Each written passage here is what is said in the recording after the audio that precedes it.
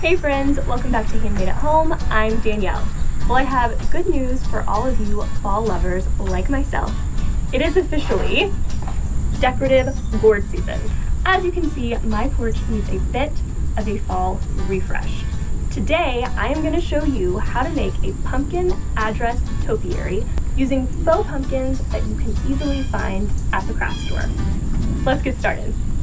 To make my pumpkin topiary, I'm going to use 3 different sizes of faux pumpkins, 1 large, 1 medium, and 1 small. These will all stack on top of each other according to size. Next, I'm going to take a utility knife to cut off the stem of the large and medium pumpkin. Depending on what your pumpkin is made out of, you might be able to remove the stem without any extra help. I'm leaving the stem on the small pumpkin because that's what's going to stack on top. Now for the fun part, time for paint. I'm going with a fall jewel-toned color palette. Paint on a nice thick coat, let dry, add a second coat. As I mentioned, I'm making this an address pumpkin topiary. I found these metal letters at the craft store, and I'm going to dress them up by adding a little gold spray paint. I'm using a cheap plastic planter as the base of my topiary. Attach the largest pumpkin to the bottom of the plastic planter with super glue. Next, add the medium, and then place the small on top. This is looking so pretty. Time to start assembling. Now that my address numbers are dry, I'm going to add them to the pumpkins. Again, I'm using super glue to attach the numbers to each pumpkin. Now that the pieces of the pumpkin topiary are assembled, I'm going to add it to my ceramic planter. If you feel that your plastic planter isn't secure, you can always add rocks or even newspaper on the inside to keep it from moving around. Mine feels nice and snug. For a little finishing touch, I'm going to add a few sprigs of this beautiful yellow faux leaves that I found at the craft store. I passed by them and I had to find a way to incorporate it in this project. I'm going to add the leaves around the base by just tucking it in between the plastic planter and the larger ceramic planter. Now I'm going to add a couple sprigs of leaves between each pumpkin with just a little super glue. And that's all there is to it. Hey guys, welcome back to HGTV Handmade and happy Halloween. Today I want to show you how to make pumpkin spice soap. For this project, you will need a soap base, pumpkin spice essential oil, a silicone mold, soap colorant, and rubbing alcohol. Cut your soap base into cubes, then melt this in the microwave.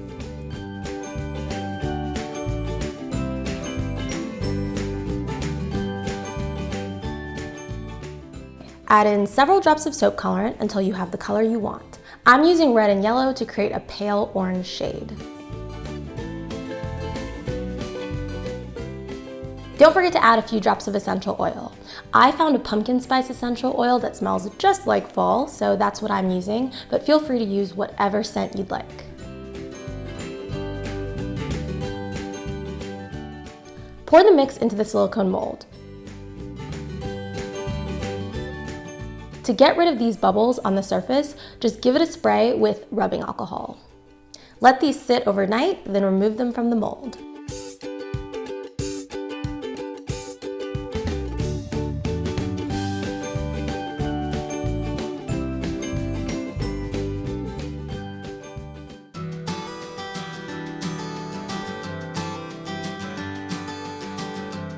Hi friends, welcome back to Handmade. I'm Danielle. Well, it is officially the happiest time of year. Yes, that's right. It is cozy sweater season, my favorite time of year. To make these DIY sweater pumpkins, cable knit or really chunky sweaters are what's gonna work best because you're gonna get that really nice texture. I'm gonna show you how you can get 5 pumpkins out of 1 old sweater. Let's get started.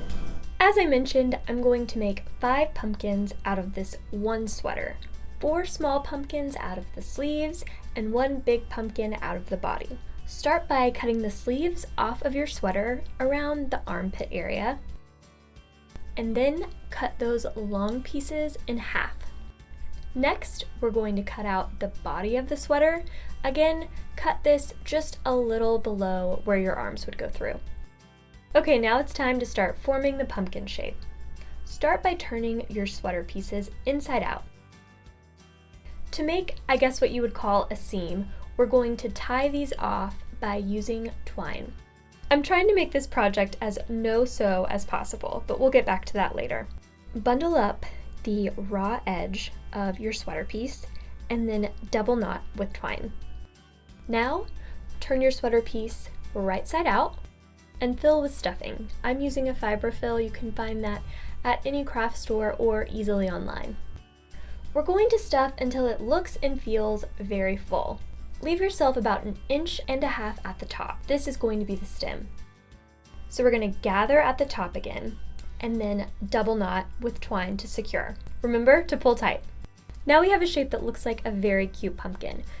To make the stem, the first thing I'm going to do is cut a little bit of the bulk out. This will make it so that it's wider on the bottom and skinnier on top.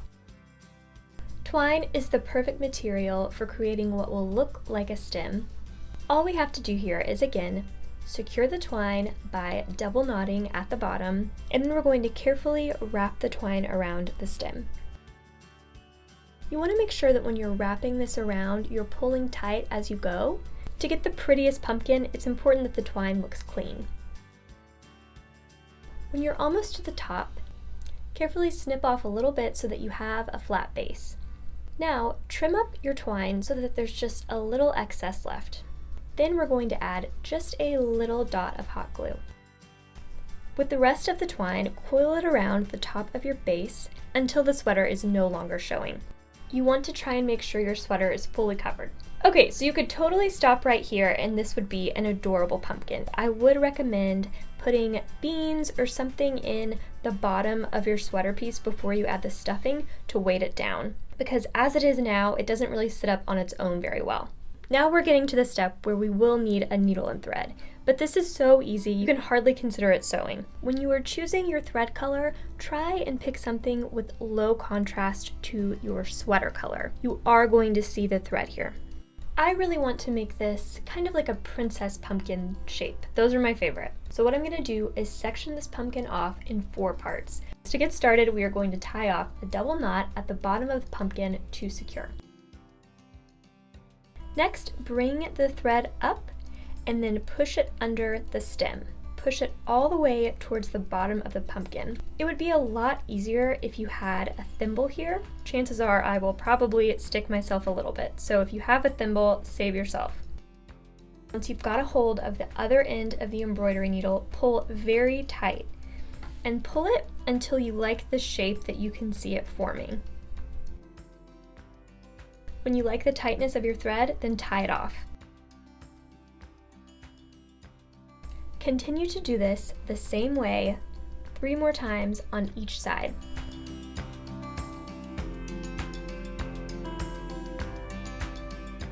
Okay, and that does it. When you have all 4 sections, you can then shape up your pumpkin. I like to move the stuffing around, maybe play with the thread a little bit. You can also adjust your stem. I like to make mine so it's curved a little bit at the top. Now I'm going to show you how to make the big pumpkin. It's basically the exact same way as the small pumpkin, you just have a little bit more fabric to wrangle, but it's still very easy, I promise. So again, flip your fabric inside out, tie off at the bottom, flip the fabric right side out, add your stuffing, and here it's very important that you even maybe add a little bit more stuffing than you think you need. To make these bigger pumpkins look very full, they take quite a bit more stuffing. Again, make sure to leave yourself about 1.5 inches at the top. The part where the sweater gets a little hard to manage is when you're tying off the stem. I like to move all the stuffing to the center and then almost create pleats toward the top. And then when your stem is formed, again, give it a double knot with twine. Now, like before, we're going to cut almost a triangle shape towards the top of the stem. So with these larger sweaters, you're definitely going to have a wider stem. Again, just wind the twine around the stem, add a dab of hot glue and coil it off at the end. It's looking so cute. Let's finish it off by giving it shape. Just as before, secure the thread at the bottom and then pull it up and over 4 times to create the sections. And now that that's done, let's clean it up a little bit. This pumpkin is adorable and I love this color. As promised, one sweater really does make 5 pumpkins.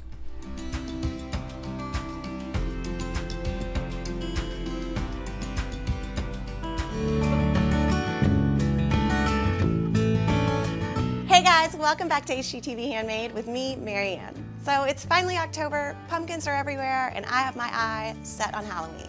I've been seeing lots of cool succulent planters that use pumpkins as the base. So I thought today I would show you how to make one.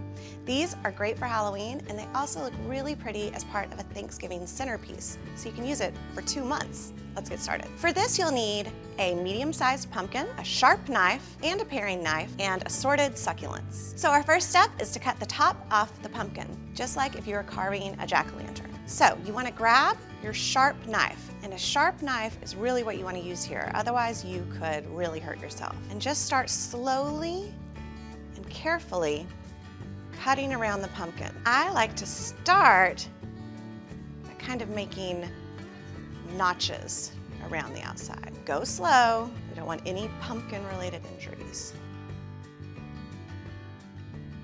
See if it's loose. Grab your paring knife. Just loosen up your edges. Now grab your paring knife again and open that up a little bit to make room for our plants.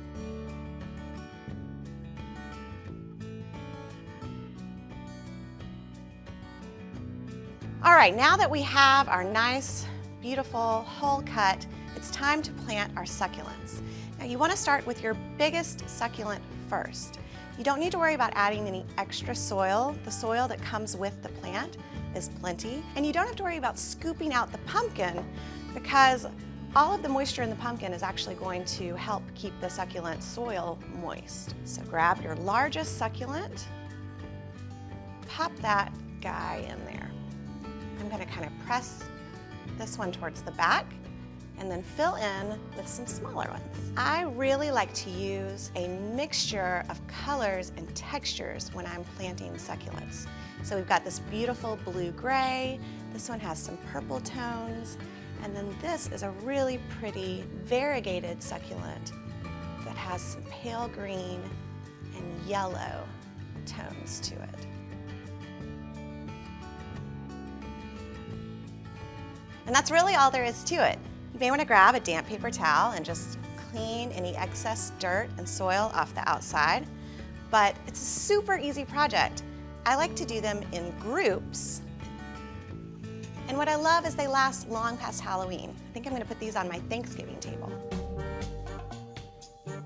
Hi friends, I'm Liz, HGTV video producer and lover of all things autumn. We make a lot of fall and Halloween videos here at HGTV, but in my personal decor, I'm a huge fan of cute and cozy over creepy. And what is cozier than a ball of yarn? We're going to make yarn pumpkins. You can do this technique with any size styrofoam ball, but today I'm using 3 inches and 5 inches. If you'd prefer not to use styrofoam, you could also cut rounds of cardboard and hot glue them together for the base. To get started, cut the top and the bottom off of each styrofoam ball. A serrated knife works great for this. Then, use a drill fitted with a 1-inch drill bit and drill a hole in the center. You can use the drill to hollow out a larger area in the middle of the styrofoam ball. The larger the pumpkin, the more room you'll need in the center. Next, grab your yarn of choice and a yarn needle. Cut a 2 or 3 foot length of yarn and pull it through the center. Hold the end of the yarn in place. You can secure this with hot glue if you'd like, but it's not necessary. Then just start wrapping. You might need to wrap an area more than once to fully cover the styrofoam ball. Once you reach the end of your yarn, hot glue in place and start another piece. For my larger pumpkin, I'm going to try a 2-toned look. I'm going with 2 tones of orange, but you could try several colors for a fun twist on this project. This would also be a great way to use up yarn scraps. For a final touch, let's add a stem. I gathered some twigs from my yard. I'm cutting a small section of twig with hedge clippers, then hot gluing to the top of each pumpkin. These turned out so cute and not at all creepy. They're the perfect way to dress up your table for Halloween all the way to Thanksgiving. I made a bunch of these in different sizes and I love how they all look together.